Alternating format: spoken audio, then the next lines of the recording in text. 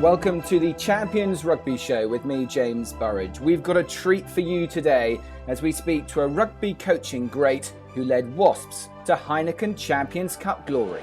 They are who they are because of their never say die attitude. But this is it. London Wasps have ended their season with the highest accolade that club rugby in this part of the world can offer. My guest was a European Cup winner in 2007. He paved the way for Northampton Saints in the 90s. He played for and coached Scotland, winning the Grand Slam in 1990. We all know he's a British and Irish Lions legend. He's also the small matter of being a Knight of the Realm, no less too. Let's speak to the one, the only, coaching royalty himself, Sir Ian McGeechan. Ian, thanks very much for coming on the Champions Rugby Show. James, thank you. It's good to be speaking to you. It's a crazy time at the moment. We know, fortunately, that rugby is coming back. Players are back into training now. Certainly in England, they hope to return mid-August, and Pro 14 towards the end of August. It's an exciting time. There's something to look forward to in rugby now, isn't there? There is, and it's amazing. Obviously, it's the first time in my lifetime that there was a point with no rugby whatsoever to watch and no sport. And I think you appreciate really just how much sport brightens up your life when you've got something that you can watch. What's lockdown been like for you? What have you been up to with no rugby to watch? My garden's looking better, and it's the first time in my life that I've actually go looking for weeds. You and I think the rest of the country, the rest of our listenership. We've also seen that the Heineken Champions Cup have announced the fixtures for September, and there are some cracking quarterfinals coming up. We've got Clermont, Racing 92, Toulouse, Ulster, Exeter, Northampton, Leinster, Saracens. Which team from those do you think could go on to win it, Ian? There's some good teams around at the moment. Racing, I must admit, I enjoy watching. I think they're playing well. But you can't get past that quarter-final Leinster Saracens, can you? And they are two outstanding teams in Europe. And I think with sort of Racing in the background, I think it could be one of those three teams for me. We're doing this podcast to celebrate 25 years of the tournament, which started back in 1995. Can you describe what the competition meant to you back then when it started? Well, the game was just going professional, and at Northampton at that time we started part-time, I think, with the players before going full-time. There was a moratorium on with the RFU not allowing the English clubs to become professional. So it was quite an interesting time, but you very rarely played French clubs. And the fact that Europe started and the European competition for me, and I think at the time I said it to the players, that they will get a completely different experience playing non-English clubs, and particularly the French, who were outstanding at that time. And at Northampton, I didn't want to win the league particularly. I wanted to win the European Cup because I felt that defined the rugby that you could play and what the challenge was. And at the club, we set ourselves a target to win it within 5 years and play the sort of rugby that was going to have to beat Toulouse in the final. At that time, Toulouse were the outstanding team. And I think the French teams dominated a lot of the European games in those early years. So at Northampton, we set about trying to put a game together that would do that. And it was a great journey to be on with the players. How different was it preparing for European competition, particularly the French? Well, you didn't know, obviously, having the experience of international rugby and coaching, I just took that experience really and put it into the club scene of how we travelled, how we were prepared, how we trained. I lightened the load at the end of the week as I had done at international level, and actually tried initially to replicate a lot of the things that I'd done with Scotland, particularly when you're travelling to France or Ireland. And I remember, I think we had a breakthrough game, so we knew what we could do and how we could do it. We played Toulon very early in the years. I think it might have been 1996. It could have been, I think. And they hadn't been beaten at home for 4 years, and we beat them that day, playing some exceptional rugby. Now, we weren't playing it every week, and we weren't consistent at that stage, but actually I think that was an eye-opener for me and the players as to the type of rugby you needed to play, but actually what you could get from it. And that Toulon game, you pull up to the ground, and remember, you go up a very narrow road to the stadium, and the supporters banging the sides of the bus and all the booing and noise that goes on around the ground. I think that was a really good experience at club level for us to show that the game was changing, and actually what you needed to do had to be evolving as well. But that sits very high in my memory of a game where collectively it did help us redefine what we wanted to do.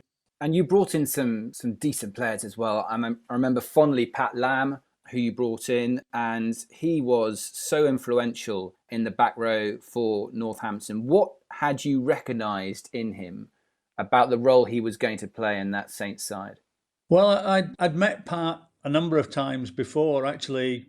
I think we first met in the 91 World Cup when Scotland played Samoa. And he always impressed me.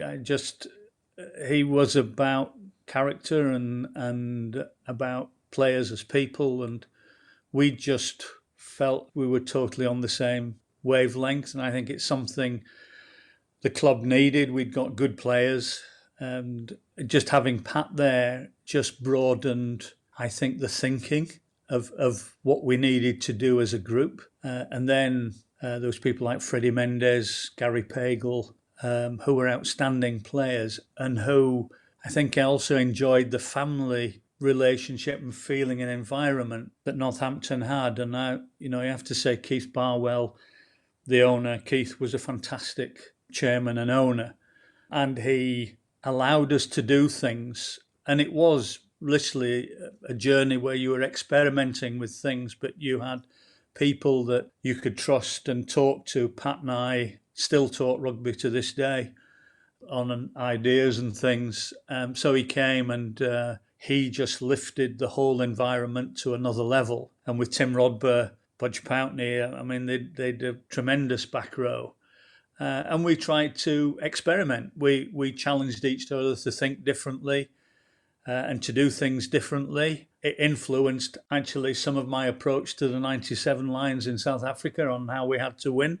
And it was great to have that environment where you could have, with Matt Dawson, Paul Grayson, Gregor Townsend, all these players where you just trusted them and you gave them the chance to do things, and it educated me. But we just had this environment where we were prepared to try anything and work something out and change something if it wasn't working. And as a coach, it was a fantastic environment to be in. Let's hear from the aforementioned Mr. Lamb, who's obviously doing brilliant things now with Bristol Bears. Here's what he's had to say about you, Ian. It is a glowing tribute. I'm expecting you to blush. Let's see what he's had to say.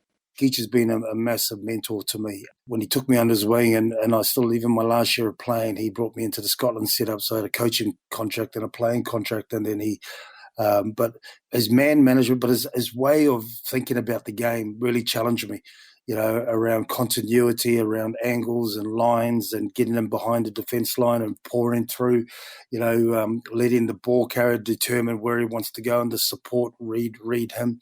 So I learned so much off him of that, and certainly when I was coaching, we played Yorkshire Leeds in the championship. My first year at Bristol, and Geech was there involved with Leeds, and I asked him to come and talk to the team, and we won convincingly, but he could see a lot of this. He enjoyed the way we played, and I said, mate, you realise that's a lot of stuff I got from you. And I asked him to come, and he was a little bit shy initially, but it was massive for our team when Geech came in and spoke to all the players. They a lot of respect from him. How about that, Ian? That's not bad, is it? An incredible person, Pat. And, as I said earlier, I mean, he's also the type of person, the player that as a coach, you learn so much from. That relationship, I think, when you get good teams, good people, good players together who are prepared to do that and have a very open mind, it just creates a fantastic environment to work in, and you just enjoy coming to the club every morning because you know you're going to be getting so much from it. It does. I'm delighted Pat is doing well. As I say, we still pick up at times on the phone and just chat, and I'm just delighted to see how well he's doing. He's a tremendous coach for people as well, and he's got a fantastic environment now at Bristol. They are going to be one of the teams to watch, I think. The most successful coaches are people coaches. You certainly get that sense. And I remember hearing Matt Dawson, who I know you're also extremely close with, and Dawson was saying the one piece of advice, I'm sure many pieces of advice you've given Matt down the years, but he was saying that when he first arrived at Northampton and he was trying to impress you, obviously, as this, tenacious scrum half, and you just made it very clear to him that he said, listen, as a number 9, you just pass the ball or you make a break, and whichever you choose to do it 100%. And as long as you weren't hesitant, you were going to back him. And he never had that clarity before from a coach. And it's so much that it struck me a wonderful example of how the relationship and the clarity of a coach is so fundamental. Well, I think you like to think you can give players the confidence to play. I always felt that if a player saw a break or a half gap, don't half do it or tentatively try and it's not on, even if it's the wrong decision. If you then go for it 100%, the likelihood is you still control the situation. And if it does open up, then you're creating something which, is devastating attack-wise. And, Dorse, he was a brilliant scrum half. I mean, I think when he went on the lines in 97, a few people questioned, but I knew under pressure, I knew how well he played and the sorts of decisions he made. He was a natural leader, and that grew up with Paul Grayson as well at Northampton, Tim Rodber at number 8. So you had a trio there of 8, 9, 10, which had a really good thinking approach about things. And with Pat there and Gregor outside, you'd got a real. Again, as a coach, I felt privileged actually because I was part of a think tank and a playing approach that everybody was not just buying into, but was actually evolving and developing. And it helped me change and develop my own coaching thoughts. And you challenge every year to be better than you were the year before. And that's what we did. And I remember, Dorse early on, as young, used to try and make a break almost every ball, and I just asked him to said no. I said, remember, pass first, wait for the break, so that when it does come, you're leading to tries, and it is devastating. And but again, another person who I have a huge amount of time for, and just enjoyed his company on all that group of players really, which was quite special on and off the field. So. Interestingly, that this 5-year plan to win Europe was all part of the way we were devising. We kept devising the game. We kept watching Toulouse and see how they were going. And I said, it's not changing. They're still the best team. Look at the rugby we're going to have to play to beat this team in the final. And that's the challenge I set the players. And interestingly, it was a 5-year plan, and thankfully they actually won it in 4 years. Well, there's one of the great moments as this huge trophy is handed over to Pat Lam. Pat Lam, captain of Northampton, European Cup winners of 2000, winners over Munster in the final by 9 points to 8. Was that a bittersweet moment, Ian? I mean, obviously by then you'd left the club and John Steele had taken over, but many fans, if you speak to them now, and players feel that was your team that had created that moment. Yes, John obviously had a huge impact as well, but many felt that was your team too. No, I'm just pleased I left them in good shape. It took us 3 years to really get to the rugby that collectively we had a consistency with, and the breakthrough year was 98-99, and we finished that season, I think we put 50 points on Bath and we put 50 points on Newcastle. So we were playing fantastic rugby at that time, and started, still at the beginning of that following season beat Leicester by 40 points.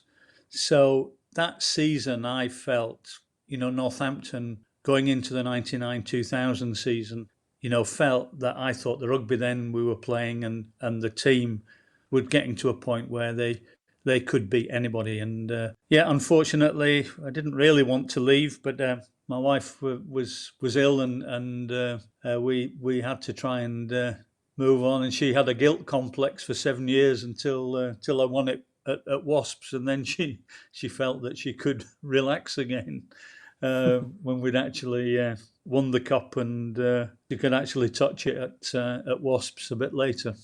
Absolutely. Let's come on to the Wasps years then, because when you did join them, you joined a club who had just won their first Heineken Champions Cup in 2004. So, I mean, did you feel the pressure to emulate that success? I felt it was the biggest challenge in some respects outside international rugby or the Lions that I had. At club level, I'd coached my own club, Headingley, for 3 years, and then got involved with international rugby. And then I'd come to Northampton and, started in the amateur days with Northampton and come through the professional. And you get a real rapport with that. And I said with Keith Barwell and the crowd and everything, Northampton is an incredible club to be able to be part of just because of its, you look at the ground now. So coming to Wasps, in a way, was completely different. They were successful. They'd got Lawrence Delalio as captain, and Warren Gatland was coaching before me. So they'd had a lot of success and a steady group of players. So as a coach coming into that, I felt that was a big challenge, a different challenge that I'd not had before, coming into a successful environment, one that you hadn't sort of built up, as it were. And again, met up with Sean Edwards, picked up a rapport pretty early, which again was great, which is so important. And a new forwards coach, Leon Holden, who'd come in. And really, I just listened. My first couple of months, I did a lot of listening to the players, what they did. I'd got certain principles that I'd always had as a coach, but until I understood the players, I didn't feel that I wanted to necessarily change anything, just wanted to let them know the sort of things I was looking for, but actually me understand what the Wasps environment was, and spoke to Lawrence, Simon Shaw, Joe Worsley, Alex King, some really experienced and natural leaders. And I still believe the first player that I brought in was Rafael Ibanez from Saracens. And Raf, again, became a very good friend and somebody amongst that group that you could bounce ideas off. And so gradually we sort of built and continued. I wanted to keep Wasps evolving so that our game, wasn't something that was predictable. And again, you were in a good group of players who were prepared to challenge and look at things and be prepared to do things slightly differently if it was needed. And again, 4 very happy years there. You had a team of big personalities though, didn't you? You had Cipriani, Ibanez, as you mentioned, Delalio. How did you keep them all in check? Well, I mean, it's easy. If somebody gets out of line, then generally the players sort them. There's 1 or 2 fights on the field sometimes. If Lawrence was just getting a bit too big, then Simon Shaw would sort him out. Or if somebody else was getting too big, then Lawrence would sort them out. So it's like anything. You're back to players want to win. They want an environment where they have an opportunity to succeed as an individual, as a person, as well as a player. And if you do that collectively, they have a trust and an honesty about what they're doing, then they can rely on them. And you've got this environment where nothing's off limits. If something's not right, I always said it needs to be said early so you can sort it out. And that's what we evolved. So the team actually changed quite a lot over the next 3 years in personnel in some respects, but there was that very strong core there. Lawrence virtually didn't play my first year there. He got that bad ankle break on the Lions tour in 2005. And so, there was a good sort of collective direction from everybody, which impressed me. Joe Worsley impressed me. He's coaching in France now, but Joe, again, just a good thinker of the game. Alex King was outstanding. And then there were players coming through, Owen Redden, who became a Irish scrum half. Again, just a very clever player, and a player who challenged you as a younger player. He knew what he wanted. And of course, Danny Cipriani, who'd come through the academy. And that was the year Danny, when he came in, he's got his first game for Wasps was against London Irish. And it was a bit like the Danny Cipriani show. He was doing long passes overhead. And at half time, I said to Danny, you're not playing to make the team work. And I brought him off. And then for the next 5 games maybe, Train made him watch. And then I said, now, when Alex King, I think, had been injured, was fit again, I said, I'm going to play you at fullback, Danny. I said, because then from fullback you can see just what's needed at 10 and how you bring players in and how you manage the game. And Danny played at fullback, and then in that European Cup winning year, ended up playing the whole season at fullback and played outstandingly well. And of course was fullback in the final. It's fascinating hearing you talk about those players and how almost each relationship with each one has to be different. It has to be nuanced. And the case of Danny Cipriani is another prime example. Danny is a player who has shone on the rugby stage, but he's been handled well by some coaches and it's gone wrong with others. In your experience, Ian, what's the best way to handle a player like Danny Cipriani? Well, I think it's like this. I think he's got to understand what his priorities are and the impact he can have on a team. But also you want feedback from him of how he sees things, because you've got players who are very talented, who see things early. I think very good players in their head see things early and react quicker than other players. And it's being able to get that feedback of information and how they see it and what can be done. In a way, I had it a little bit with Gregor Townsend, that Gregor just saw things so quickly that he was way ahead of some of the players around him sometimes. And it was just making him realise, look, sometimes you're just going to have to hold on to something or just delay something until you get the right support or the right angle from somebody else to be able to do something with it and just delay the pass. And Danny was the same. And he then came through. I thought he played. The following year, he played exceptionally well at 10, but then broke his ankle, unfortunately. But he also got picked for England. And I'm not whether it was his first cap against Ireland at Twickenham. It was one of the most complete 10 performances at international level that I've ever seen. I thought he was absolutely superb that day. In his head, he knew what he was doing. He was doing it at the right time. And he had a game where the quickness of his thinking was just making things work. And, that's from a distance that, as a coach, the satisfaction you get when you see that coming out of a player. Let's talk about that final then, the big season of 06-07. And you made short work of Leinster and Northampton in the quarters and the semis. I'm sure it didn't feel like short work because those are two pretty big European beasts in their own right.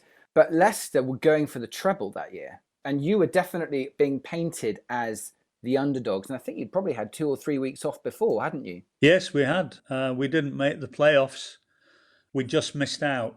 I still think Leicester were very cute about what they did. I think they sent a second team to Bristol so that Bristol could beat them and get 4th place in the playoffs, which put us into 5th, keep us out of the playoffs. But yes, we had 3 weeks where we didn't play. So we put a training program together over that 3 weeks of what we wanted to do, how we wanted to do things.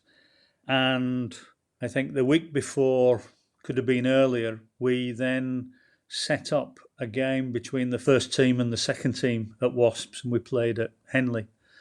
And it was full on. If I remember rightly, Leanne Holden and myself coached the second team because I wanted to put some things out to challenge the first team.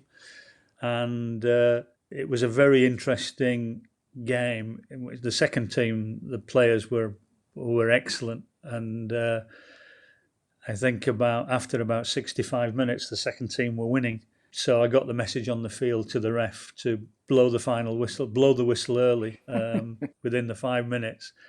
So it was great because it kept everybody on their toes. And then we went out for a meal together in Henley, had a really good evening. And then the week before that, at the end of a training week, we had a weekend off, but we had a barbecue on the Friday afternoon together on the training field at Ealing. And so we tried to manage that 3 weeks very carefully on the field. And we'd played Leicester almost during the last game of the season in the league, and we lost quite heavily at Welford Road, although there were reasons behind it. We'd played with 14 men for a while.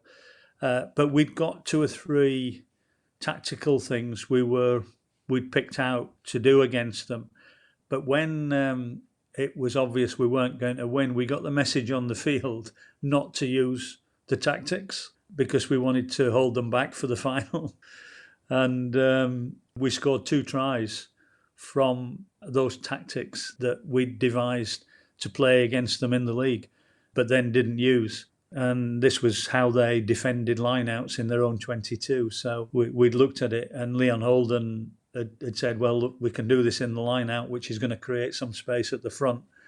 And we'd 3 separate moves to put runners in the space at the front of the lineout where they'd got a prop, Julian White, defending, and that was it. And so that was what we put on ice, and then we brought it in and used it.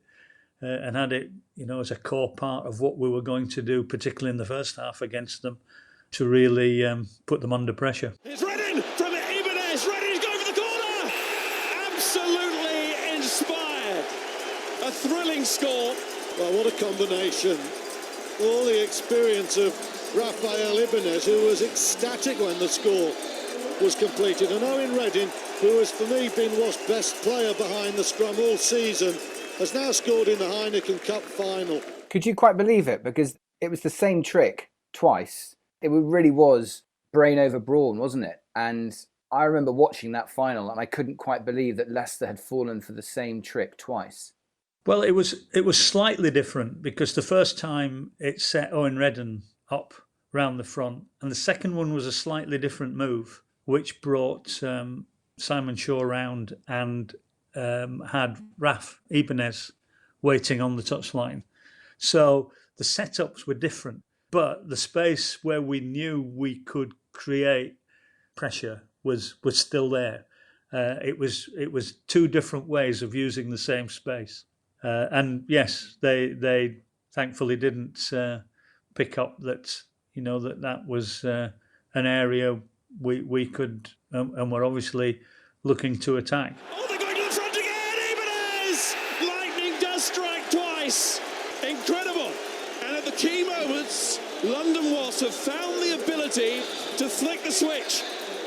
And it's Ibanez who's been pressing it. What was that moment like, Ian? I think there were just over 80,000 in Twickenham for that moment. And for you personally as a coach, having got so close with Northampton but not being there when they lifted it, to know that you were the coach who lifted it, must have been a hugely emotive day for you and everything you worked for. Yeah, it was. It was so different having, not been with Northampton when they won it. As I say, it probably hurt my wife more than me because I did get phone calls from Matt Dawson and Pat Lamb straight after the game. But yeah, I think at club level, when you're dealing with players every day and you take them to Twickenham and then you have a club day with supporters that you are seeing week in and week out, and then you get to something like that and you win it. And this was what I'd always felt, Europe. This defines the club. It defines you as a group, that you are for 1 year, the best club in Europe. And so it meant the final whistle. Yeah, it meant a huge amount. It was just good to see some of the younger players as well. Don Waldock, I remember being part of that group coming through. There was a good group of young players who were all part of that. And it's just a really nice a really nice, satisfying feeling. And I think, to be honest, as a coach, you get more satisfaction, I think, than I did in some of the wins I had as a player. We mustn't let you go, Ian, without mentioning the Lions. Of course, this week they've announced the fixtures for a year's time, which really does, whet the appetite for next year. And of course, you've been on 2 tours there as a coach of South Africa, winning and losing, and they have been very special tours in their own unique ways. What do you think the biggest challenge will be for Gatland's Lions in South Africa next year? I think you can't get away from the fact that there's only 5 games before the test matches and not a lot of preparation time before that. Gats is clever. I mean, he's been brilliant for the Lions, and as a New Zealander talking to him, you go back to 2009 and he gets the Lions, and it was pretty, there was at one time early in that tour when I asked if he wanted to speak to the players before one of the first couple of games, and he just turned to me, he said, no, at the moment, he said, I haven't earned the right to speak to these players as Lions, which I thought, was, he understood, and having played against the Lions, he understands, just what it is that makes a Lions environment, I think, and because he understands it's going to take all his understanding and experience from the previous 3 tours he's been on to get the players involved in those first 5 games, because I still think that is very important, and that's going to be a big challenge for him, because particularly the Saturday games are, big games. There are Stormers, the Sharks, and then the Bulls, and then into the Tests. So, it's still managing that for players to feel part of that, particularly as there's then no midweek games between the Test matches.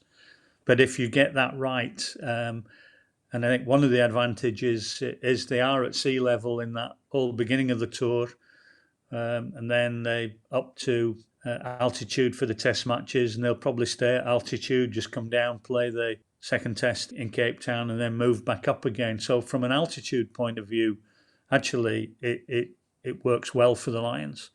But I think that's the challenge, is being able to get that understanding and know, without doubt, as a player and coach, you can't get away from the physicality of the game in South Africa, that they're big men, they're powerful men, but actually they're clever rugby players as well, and people sometimes underestimate that. And we saw that in the final against England in the World Cup. And, they're settled. Erasmus is a very good thinker and has managed them really well. So, for the 3rd time running, the Lions are going to be playing the world champions in South Africa. So it's fascinating. It's a challenge. I think Gats would probably not necessarily need extra games, but would prefer a couple of weeks at the beginning of the tour for preparation, because that does help without a doubt. And that managing that, I think, is going to be one of his biggest challenges. And of course, Warren Gatland really developed, he earned his spurs, didn't he, as a coach in the Northern Hemisphere in European rugby, winning a title, of course, winning the trophy just before you. How do you think, as we kind of round things up here now, Ian, coaching in Europe has changed since you started as a coach at Northampton? It's quite hard. I think it was going from amateur to professional. Obviously the first decade or more, 15 years of my coaching career was the amateur game. So you're talking about organising teams on a Tuesday and a Thursday evening, and you're putting everything in, or working at the weekends if it's an international team, and working for sometimes 2.5 hours to just get things in. And I think now just the professionalism of the analysis, the support services that are there, medical, all so important. But I think as a coach, and again, it was a big lesson I learned, is you have to be clever about what you present and have a clarity. And sometimes I think a simplicity. It's easy to overcomplicate.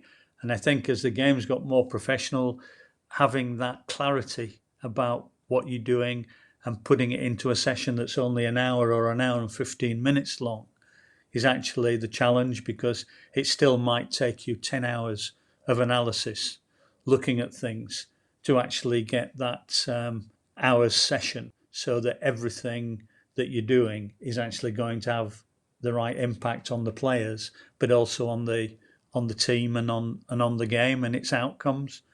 And I think that preparation, which is something I always tried to do, even before the game was professional, is watching videos and looking at players. But even more so now, you've got all that information. It's actually having the clarity and the understanding, and I think using the players and their thinking, because certainly, latterly, when you look at the players, I call it a collective intelligence, that there is so much understanding now within a group of players that you've got the majority of the answers as a coach.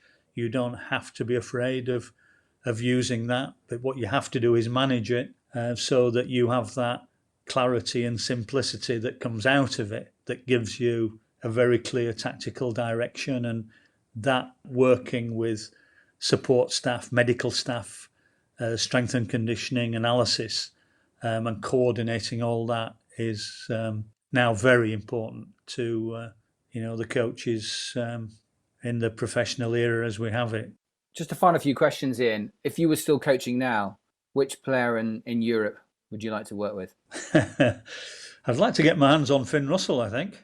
I think a lot of coaches want to get their hands on Finn Russell, don't they? No, I mean, for the right reasons. And I think Gregor, having coached Gregor, so I know as well Gregor Townsend, I think with the experience of the last few months of not being involved, and what he can do, now he's in Paris, I think there could be, some really exciting rugby comes out of him.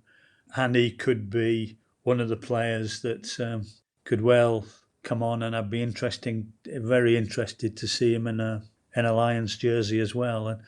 And one way of really taking South Africa on sometimes is you don't want to be over physical. You need to be clever and move them around and change your positions of attack. And when you've got players like that, then suddenly you can change the perception of the game that you play.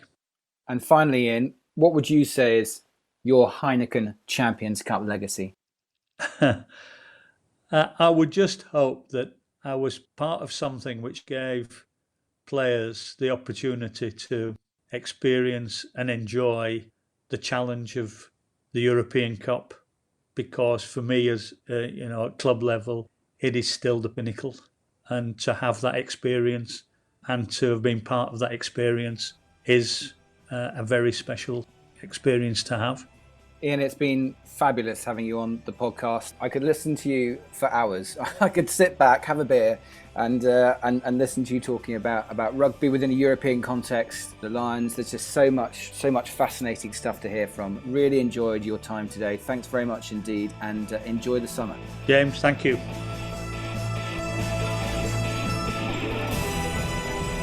Well, that was an absolute privilege hearing from Ian about everything European rugby and man management. The art of man management in modern day coaching was absolutely fascinating. Please subscribe to our Champions Rugby Show podcast via your favourite podcast provider. Leave us a review. We've got another European legend coming up shortly to tell you about. Make sure you tune in for that. But until then, from all of us, it's goodbye.